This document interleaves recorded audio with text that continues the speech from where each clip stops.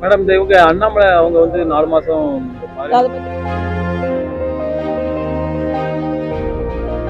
தமிழகத்துல இன்னும் தேசிய ஜனநாயக கூட்டணிக்கு நீங்கள் அங்கீகாரம் தமிழகத்தில் கொடுக்கப்பட்டிருந்தால் இன்னும் பாராளுமன்றத்தில் இன்னும் சற்று ஆரோக்கியமான ஒரு சூழ்நிலை நிலவி இருக்கும். நேற்று நீங்க பாத்தீங்கன்னா நான் எனது கடுமையான கண்டனத்தை ராகுல் காந்தி அவர்களுக்கு நான் தெரிவித்துக் கொள்கிறேன்.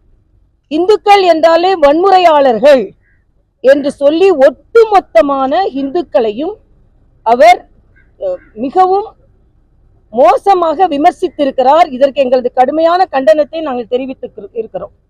அது மட்டுமல்ல, ஒரு பாராளுமன்றத்திற்கு என்று ஒரு விதிமுறைகள் இருக்கிறது, நடைமுறைகள் இருக்கிறது. இதையெல்லாம் மீறி படம் காண்பித்துக் கொண்டிருந்தார் நேற்று. ஆக இது 3 அமைச்சர்கள் அவருக்கு எழுந்து பதில் சொன்னார்கள் அப்படின்றத எதிர்மறையா சொல்றாங்க.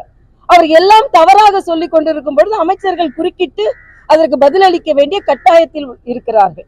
ஏனென்றால் அக்னிவீர் அதில் தியாகிகள் அவர்கள் எல்லாம் நிச்சயமாகவே இந்த நாட்டிற்காக தனது இன்னுயிரை ஈந்தவர்கள்.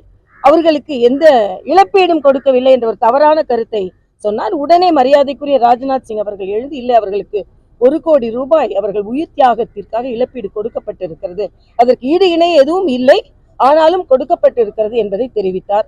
அதே போல அங்கு விவசாயிகளுக்கு குறைந்த விலை நிர்ணயம் பயிர்களுக்கு அதையும் தவறான ஒரு கருத்தை சொன்னார். அதற்கும் அமைச்சர் எழுந்து பதிலளிக்க வேண்டி வந்தது. அதே மாதிரி மரியாதைக்குரிய உள்துறை அமைச்சரும் அவர் சொன்ன கருத்துக்கு பதிலளிக்க வேண்டி வந்தது.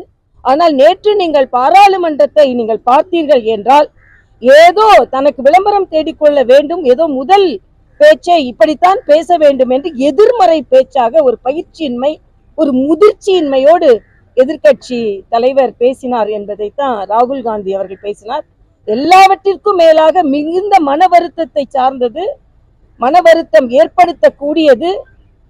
40 பேர், 39 பாராளுமன்ற உறுப்பினர்கள், பாண்டிச்சேரி உட்பட 40 பேர் இங்கே இந்துக்களின் உணர்வுகள் புண்படும் அளவிற்கு ராகுல் காந்தி பேசினாலும் இவர்களின் வாக்குகளை எல்லாம் வாங்கியவர்கள் ஒரு எதிர்ப்பு குரல் கூட கொடுக்காமல் அமர்ந்திருந்ததுதான் நமக்கெல்லாம் வேதனை.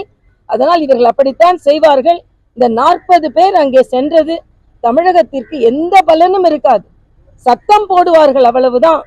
அதனால் இன்று ஒரு வேதனையான நிலையை பாராளுமன்றத்தில் நாம் பார்த்திருக்கிறோம்.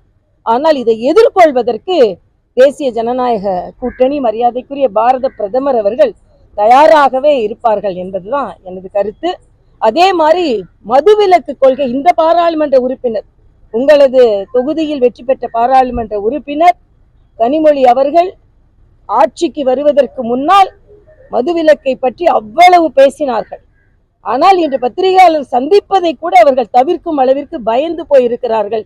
ஏனென்றால் சொன்னதை எதையுமே செய்யாமல் தான் அவர்கள் இருந்து கொண்டிருக்கிறார்கள். அதற்கும் நான் எனது கண்டனத்தை தெரிவித்துக் கொள்கிறேன். ஏனென்றால் கள்ளக்குறிச்சி சம்பவம் எல்லோரும் மனதிற்கு மிகுந்த வேதனை. அது 60க்கு மேற்பட்ட உயிர்கள் இன்று காவு வாங்கப்பட்டிருக்கிறது. முதலமைச்சர் அங்கே போய் கூட பார்க்கவில்லை, துறை சார்ந்த அமைச்சர் அங்கே போய் பார்க்கவில்லை. சிபிஐ விசாரணை வேண்டும் என்றால் அதற்கும் அவர்கள் பயப்படுகிறார்கள். குற்றம் செய்தவர்கள் பயப்படுகிறார்களோ இல்லையா, அரசாங்கம், தமிழக அரசாங்கம் பயப்படுகிறது. ஆக இத்தகைய சூழ்நிலையில் தான் இன்று தமிழக அரசும் இங்கே இருந்த எம்பிக்களும் இருக்கிறார்கள் என்பதை மனவேதனையோடு இங்கே நான் பதிவு செய்கிறேன்.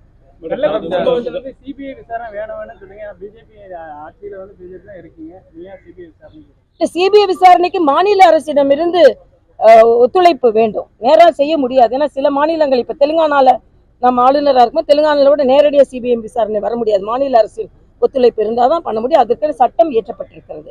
மேடம் இவங்க அண்ணாமலை அவங்க வந்து 4 மாசம் அதை பற்றி கருத்து நான் சொல்லலப்பா. ஏன்னா கட்சி கருத்து எதுவும் நான் சொல்லல. நான் மத்திய ஆட்சி கருத்து, தமிழக ஆட்சி கருத்து நான் சொல்லிட்டேன்.